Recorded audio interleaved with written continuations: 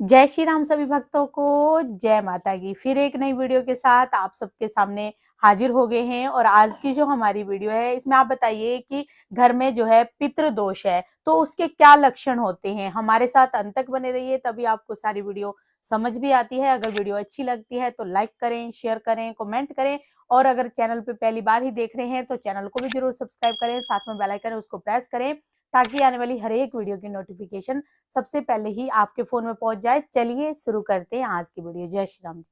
जय श्री राम, जय श्री बालाजी महाराज बाबा की असीम कृपा आपके परिवार पर सदैव बनी रहे और मेरी माई जगत जननी मां भवानी अम्ब की कृपा आपके घर में अन्नपूर्णा रूप में वास करे। जय माता की। घर में पितृ दोष के बहुत सारे लक्षण हो सकते हैं। हम कहीं जाते हैं, कहीं कुंडली में रिसर्च करवाते हैं, कुंडली दिखवाते हैं या किसी पंडित जी से पूछते हैं या किसी ओझा सियाने से पूछते हैं, तो कई बार ऐसे कहते हैं कि आपके घर में पितृ दोष है। हम हार जाते हैं, परेशान हो जाते हैं, समझ में नहीं आता कि पितृदोष होता क्या है। हमने बहुत सारे जाप भी करे, कार्यक्रम भी कर रहे हैं, लेकिन समझ में फिर भी नहीं आ रहा कि पितृदोष है क्या। मतलब क्यों क्यों हमारे घर में पितृदोष के लक्षण क्या है, हमें क्यों भी तो उत्पन्न पता होते होना चाहिए कि पितृदोष के लक्षण हम खुद पहचाने। तो आज मैं आपको बारीकी से समझाऊंगा। अगर आपके घर में पितृदोष है तो उसके कुछ मेजर बड़े बड़े लक्षण होते हैं। पहला नंबर तो जो आपके बच्चे हैं वो मिसकैरेज होते हैं। बच्चे का खराब होना, घर में बच्चों का, जैसे कि कई बार किसी कारणवश बच्चों का ज्यादा ही खराब हो गए। कई लेडीज ऐसे होती है जिनके 3 बच्चे खराब हो गए।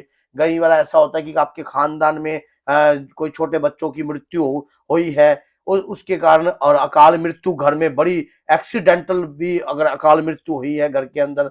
और दूसरी बात ये होता है कि आपके घर में जैसे ही आप कोई भी मांगलिक कार्य कर रहे होते हो तो उन मांगलिक कार्य में अड़चने उत्पन्न होती हैं, बहुत सी ज्यादा। मांगलिक कार्यों के अंदर बहुत ज्यादा अड़चने होती हैं, लड़ाई झगड़े उत्पन्न हो जाते हैं। समझ में नहीं आता पूजा के समय पर इस प्रकार की आपत्ति का होना किस कारण से है।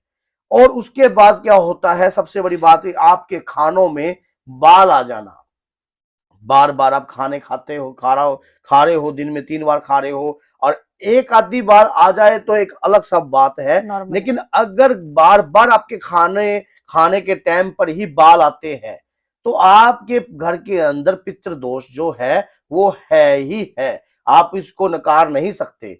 और ऐसा भी होता है कि आप कोई भी विवाह करने जा रहे हो तो रिश्ते होकर टूट जाते हैं, रिश्ते नहीं हो रहे, घर में रिश्तों के लिए काफी संघर्ष करना पड़ रहा है, कुंडली दिखवानी पड़ती है लेकिन फिर भी रिश्ते नहीं होते, मांगलिक कार्य फिर भी संपन्न नहीं होते। कोई ऐसा होता है कि बार बार रिश्ता खड़ गया फिर बीच में, और घर के अंदर बार बार डिवोर्स होना। कई बार ऐसा होता है, कई ऐसे लड़की भी होती हैं जिनके 2 डिवोर्स हो जाते हैं, और कई बार ऐसे भी होते हैं कि जिनके जिनके घर के लड़के के भी कई बार ऐसे 2 शादियां हो गई। तो ऐसे घर के अंदर जो है पितृदोष है, 101% पित्त दोष है उस घर के अंदर। फिर ऐसा होता है कि सबसे बड़ी बात, आप व्यापार कर रहे हो, व्यापार में नुकसान होता है, बार बार नुकसान होता है।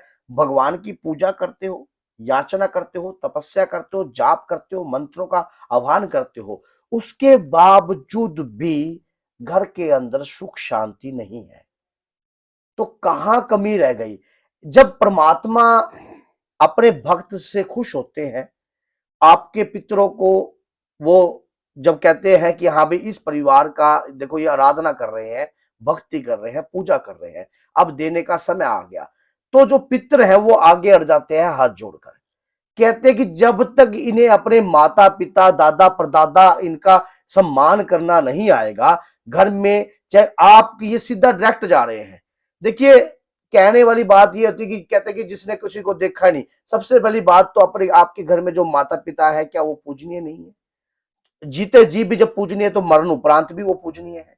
तो उनके जो माता पिता है, अगर आज आप कुछ भी बन गए हो और अगर बनने की कगार पे खड़े हो और आज उनको आप मान ही नहीं रहे, उनको कोई पूछ नहीं है, कोई किसी भी प्रकार का वो नहीं है, तो आप कहीं ना कहीं सीधा डायरेक्ट परमात्मा से मिलने की कोशिश कर रहे हो।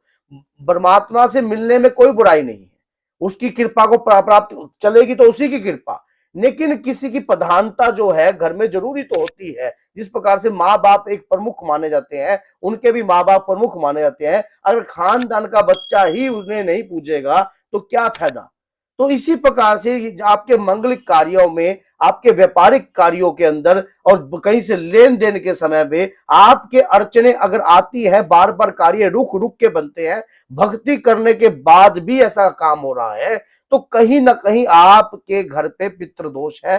पितृदोष का बहुत बड़ा मूल कारण है इसको। और ये पितृ, आप फिर मन में ये भी रहता है कि हम पितृदोष के नाम की हमने पूजा भी करवा दी।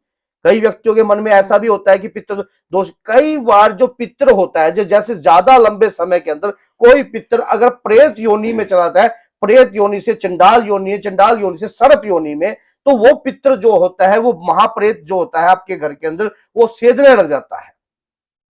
अब उतना सब्र हमारे में होता नहीं है। हम क्या करते हैं, एक बार पूजा करवा दी, दोबारा सोचते ही नहीं, दोबारा हम उस चीज के ऊपर एक्शन ही नहीं लेते। तो धीरे धीरे जब आप सोचो कि उस पितृ को प्रेत बनने में इतना समय लगा, तो पितृ बनने में कितना समय लगेगा। जिस प्रकार से वो सर्प योनि से आया, फिर चंडाल योनि से, उसके बाद वो प्रेत योनि से फिर पितृ योनि से फिर देव पितृ योनि में भी तो हमारा ही फर्ज बनता है उसे लाने का।